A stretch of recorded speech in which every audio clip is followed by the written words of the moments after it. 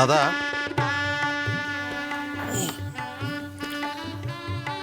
একটা কথা বলার ছিল।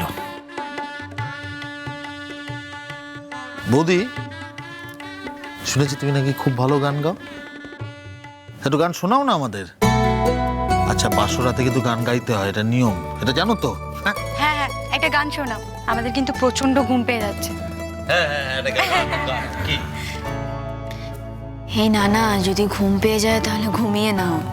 স্বাভাবিক, এতটা পথ জার্নি করে এসেছো, টায়ার্ড তো লাগবেই।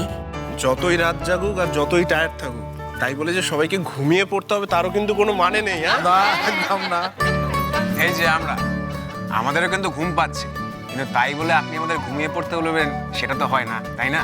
আর আপনারা ঘুমিয়ে পড়বেন সেটাও হবে না। একদম না।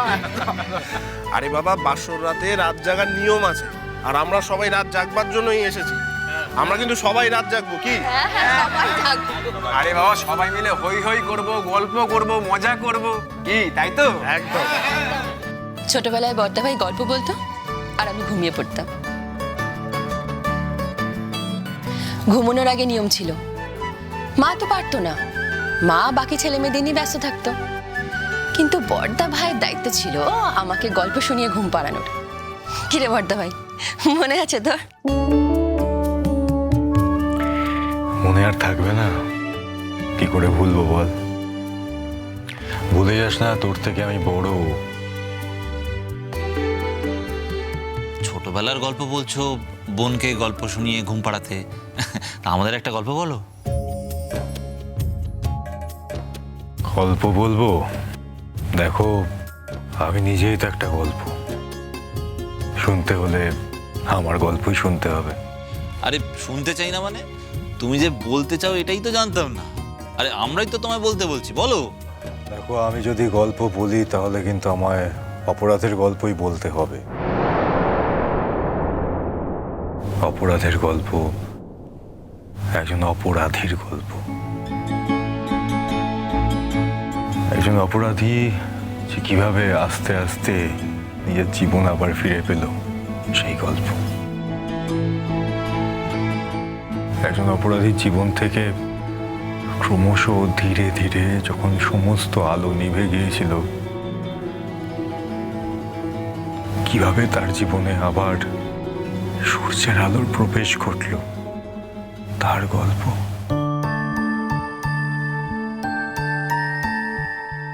একজন অপরাধীর জীবন থেকে যখন সমস্ত কিছু শেষ হয়ে গিয়েছিল, তখন তাকে আবার উদ্বুদ্ধ করে তাকে নতুন জীবন ফিরিয়ে দেওয়ার গল্প। একজন যে তাকে বোঝায় যে এখনো তার মধ্যে কিছু অবশিষ্ট আছে, এখনো তার মধ্যে কিছু আলো বাকি আছে, যাতে সে আবার নতুন করে এই পৃথিবীতে বাঁচতে পারে, সেই গল্প। আমরা কেউ এই গল্পটা মুখে শুনতে চাই না, এই গল্পটা আমরা দেখতে চাই। যতটুকু আলো অবশিষ্ট আছে, সেই আলোটুকু কিভাবে নতুন নতুন ফুল ফোটাতে পারে, সেটাই দেখতে চাই। মুখে বলার কোনো দরকার নেই। দেখো, তোমাদের সকলের সামনে প্রমাণিত হয়ে গেল যে আমার বউ কিন্তু আমায় গল্প বলতে দিল না। আমাকে আর কেউ কিছু বলতে পারবে না। না, বৌদি যা বলেছে এর থেকে বড় কথা তো কিছু হতে পারে না। সত্যি তো, গল্পটা এখন লেখা হচ্ছে, আর পরে আমরা নিশ্চয়ই দেখতে পাবো। আমরা কেউ তোর এই গল্প শুনতে চাই না দাদা ভাই, কারণ আমি জানি আমার দাদা ভাইকে। আর তার থেকে বড় কথা হলো, আমার থেকে তো বেশি ভালো কেউ জানে না। এখন তোর জীবনে বৌদি এসেছে, তাই পৃথিবীর সবাই সত্যিটা জানে। কিন্তু কদিন পর সবাই এটা জানবে যে আমার বৌদি ভাই জাদু জানে।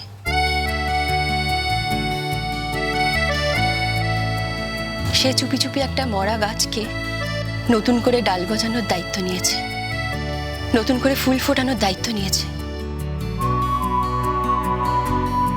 যে ফুলটা হয়তো কোনোদিনই ফোটা সম্ভব ছিল না। আর এই কারণের জন্যই আমি আমার বৌদিকে স্যালুট করি। আমি কিন্তু সত্যিই জানি না যে আমি কি এমন করেছি যে ব্যাপারটাকে তোমরা এত বড় করে দেখছো।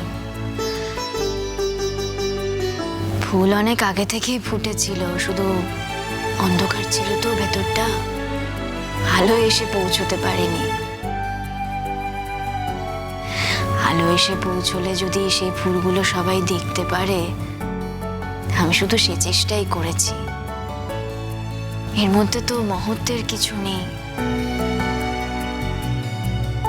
মহত্ব তো তার কাছে যে এত কিছুর পরেও ফুল ফুটিয়েছে। ঠিকই বলেছ বৌদি। You are absolutely right. এই দাদা তো আমাদের কাছে কোনোদিন ফিরে আসতো না। আমরা তো ফিরে আসুক সেটা চাইনি, ক্রমশ তাকে দূর থেকে দূরে সরিয়ে রাখতে চেয়েছি। হ্যাঁ মানে এই কথা যদি আমাকে উদ্দেশ্য করে বলা হয় তাহলে আমি মেনে নিচ্ছি। আমি সকলের সামনে স্বীকার করে নিচ্ছি যে আমি অন্যায় করেছিলাম, আমার ভুল হয়েছিল দাদা।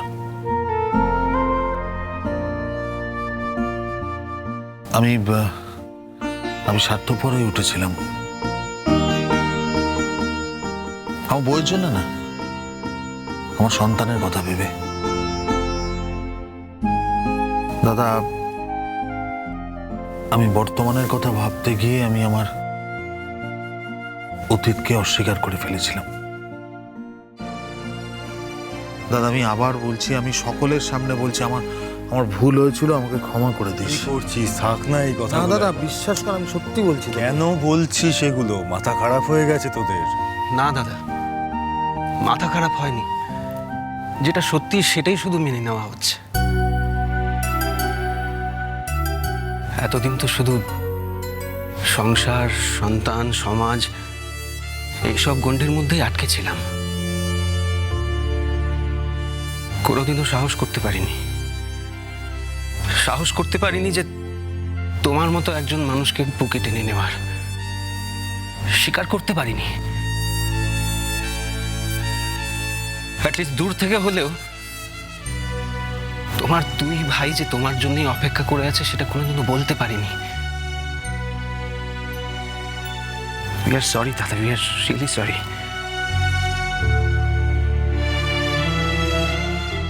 কিন্তু বৌদি পেরেছে, তাই আমরা সবাই বৌদির কাছে চিরকৃতজ্ঞ যে তোমার মতো একজন মানুষকে আমাদের কাছে আবার ফিরিয়ে দিয়েছে। Thank you so much. সব থেকে তো আনন্দ পেয়েছেন মা। মা খুব খুশি হয়েছেন।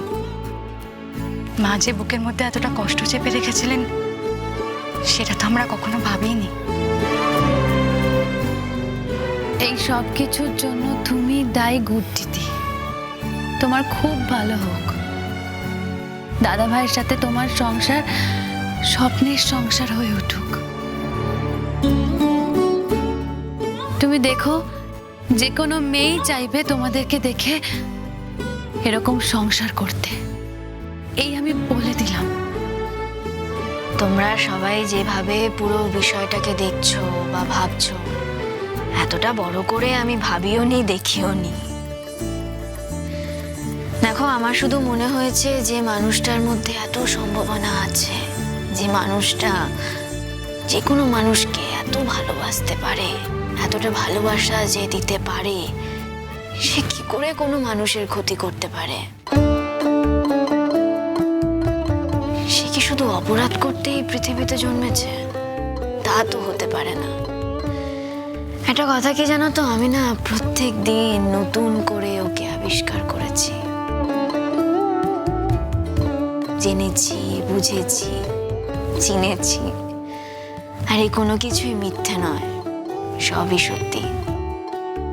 একটা সময়ের পর মনে হলো ওই তো সেই মানুষ যার জন্য আমি এতগুলো বছর অপেক্ষা করে থেকেছি। ওর হাতটা আমি শক্ত করে ধরতেই পারি। যে ভরসা আমি চাই সেই ভরসাও আমায় দিতে পারবে। বটবৃক্ষের মতো আমাকে আড়াল করে রাখতে পারবে সারাটা জীবন ধরে।